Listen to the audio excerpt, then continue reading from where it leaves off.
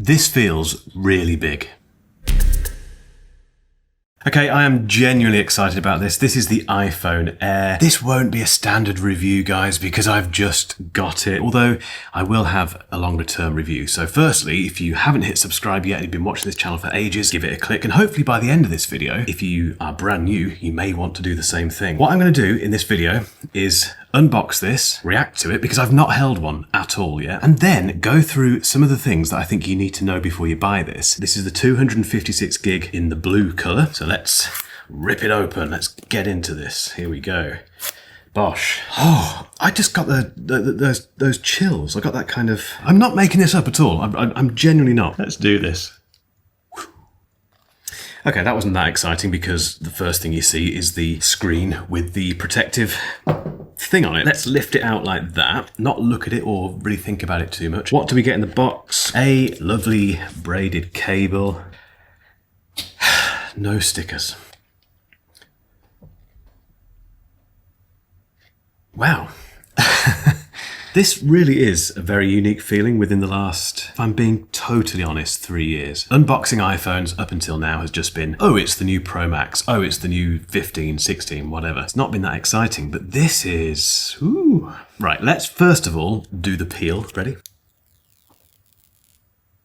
Oh. Okay, it's very, very, very thin. We can compare it actually to the Galaxy Edge. This is the Edge that came out earlier this year, and if I put them side by side, Edge here, iPhone Air here. The iPhone Air is slightly thinner. I think the Edge possibly is lighter slightly, but it is only slightly. Oh, it looks lovely, doesn't it? It does look really nice. So, a couple of design things that are definitely worth talking about. The plateau. The plateau is here. It's the new camera ridge. So if we look at, for instance, the iPhone 16 Pro Max, that had this raised camera bump on the left-hand side. It stops there and there's nothing here. On the Air, it continues. It kind of just goes all the way across. Spoiler, I have already unboxed the iPhone 17 Pro Max. We'll link to that video at the end of this one, but obviously keep watching this one. I've experienced the plateau already, and on the Pro Max, it still wobbles a bit on the surface. Does this wobble? Let's see, if we put it there, it does wobble a bit. It's nowhere near as wobbly as this. You might be wondering why I'm spending time on this, but I know this kind of thing really bothers people. I was kind of hoping that the plateau would stop any kind of wobble on the iPhone Air, but it doesn't. The other thing to mention, which I think is a really smart choice on Apple's part, is the edges. So they've gone for the shiny, is it aluminium or is it titanium? I can't remember. It's been a long day. It's been a long week, trust me. But they've gone for the kind of polished sides, which we don't have on the Pro Max. So on the Pro Max and the Pro obviously as well, they've gone for the, well, it's a unibody design, so it's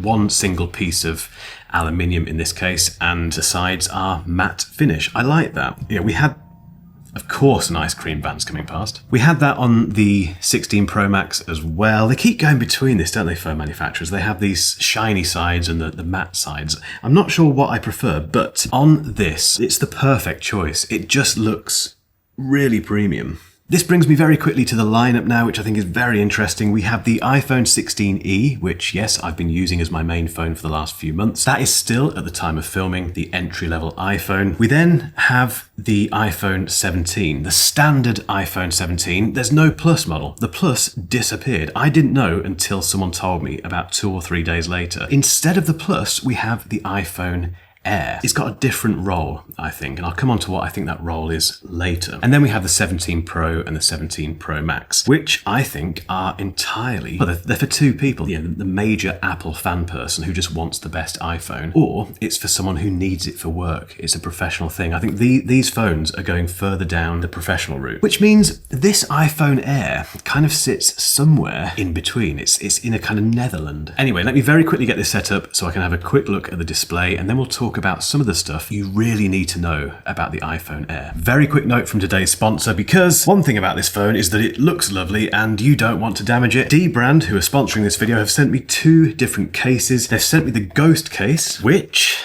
is clear, doesn't yellow, it has clicky buttons, and it takes into account everything you'd need to take into account with the iPhone Air, still keeps it nice and slim. Then the Tank case. This is rugged, offers max protection, has strong MagSafe, as does the other one, a textured grip, and swappable buttons, apparently. Oh, they also sent me, yeah, this is very important. I have to put these on whenever I get a new phone, a screen protector. And this is the Prism 2.0. Very easy to apply. It's got an anti-dust layer, so there's no dust once you take it off or put it on. And it has MOHS 7 hardness or something.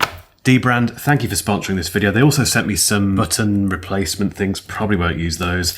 A nice polishing cloth. Cheers, D-Brand. Right, two other things about the iPhone Air. There's no SIM card tray, basically. It's gone. Now, in the UK, that's new for us because, for instance, the iPhone 17 Pro Max has a SIM tray. It's there, and we've always had one. It's never been taken away from any other iPhone. But yeah, no SIM tray because they want to maximize the battery space. The other thing is the selfie cam. Now, I demonstrated this in my iPhone 17 Pro Max video, so I won't do it again here, but I think this is one of the biggest features that Apple has dropped this year. Think how often you take selfies. You do it all the time. All of us do. You're forever kind of doing this and doing that and trying to get people in, and it's a faff. What they've done instead to make this much easier is add a square sensor to all of the iPhone 17 and iPhone Air range. And the reason it's square is because it means you can just take the photo like that and then switch between landscape and portrait. If someone comes into the frame, it widens it and does all that stuff for you. It sounds simple, and it is one of those things where you think, why is Apple the first to come up with this? It's so obvious. If you're thinking about buying the iPhone Air, I think this is one of the hardest decisions to make with an iPhone because it's brand new and it does seem to have, or it may potentially have, some compromises. So what I thought I'd do is look at the existing reviews that are out there already and just talk briefly about those things that people have spotted. The stuff that Apple doesn't necessarily tell you. Starting with the cooling. So apparently the iPhone Air can run warm on intensive tasks. That doesn't bother me. I don't do any kind of intensive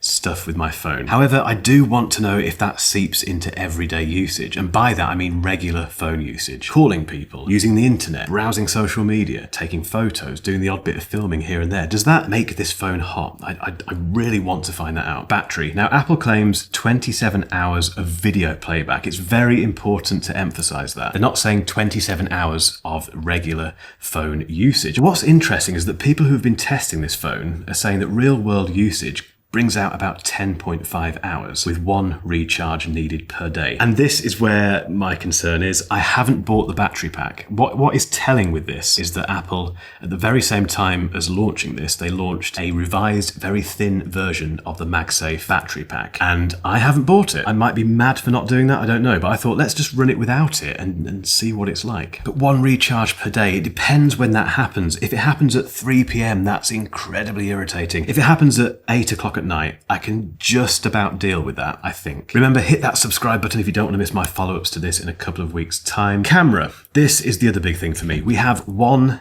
lens, one camera system on the iPhone Air. Now, during the launch, they said it's not just one camera. Is it 3 or 4 cameras, they said, in one lens? Let's remind ourselves of what those focal lengths are because I've completely forgotten. So, okay, as soon as I go into the camera app, we just get 2. It's exactly the same as the iPhone 16e. So we get 1 times and 2 times. And if I hold down, we go up to 10. It's the exact same zoom range as the 16e. Now, interestingly, the Edge has an ultra wide, and I really miss the ultra wide on the 16e. Oh, that's annoying. That is annoying. I'd forgotten that. I guess if I switch over to the selfie cam, yeah, I mean, you get a much wider angle there because of the fancy center stage camera. But let's take a very quick couple of test photos. Why is that turned around? Okay, there's 1x.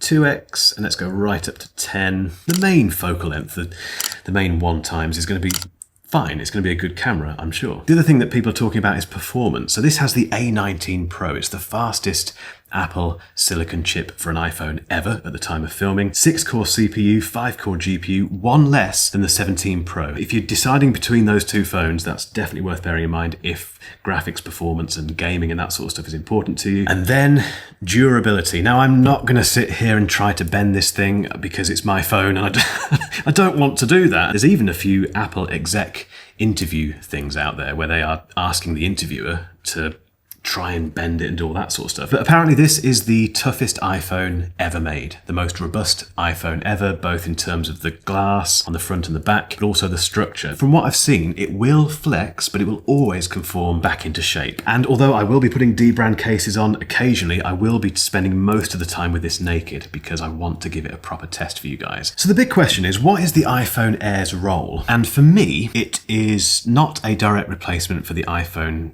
17 Plus that would have been. I think it's doing two things. I think the first thing, it's testing the water for Apple. They want to get this design out there and then get all that data back for future iterations of the iPhone. The second role I think this has, and a lot of people have said this, is that I think this is the first half of an iPhone Fold, which I think we're going to see in 2026. I think all the rumors, all the whispers, all the things that you can look into about this do suggest that finally Apple is going to join the foldable game in 2026. And if you just imagine that times 2, you've got an iPhone Fold. In terms of who's going to buy this thing, this is the new iPhone. It's the brand new iPhone. I think this is going to sell like hotcakes because a lot of people who buy iPhones may not be thinking about those negatives. You know, the battery, durability, camera system. They just see it on the website. They see, and Apple will go to town. They already are with the adverts for this, both on TV, on YouTube, on tube stations, all that stuff. It's going to be hammered everywhere and people will just succumb to its looks. This is what Apple does very well. It's incredibly smart marketing, incredibly smart design, industrial design, and it works. And then you have people maybe like yourself who are just thinking, oh, do I go for my normal Pro Max or Pro or maybe even standard iPhone 17, or do I risk it? This feels like a risk, doesn't it? My plan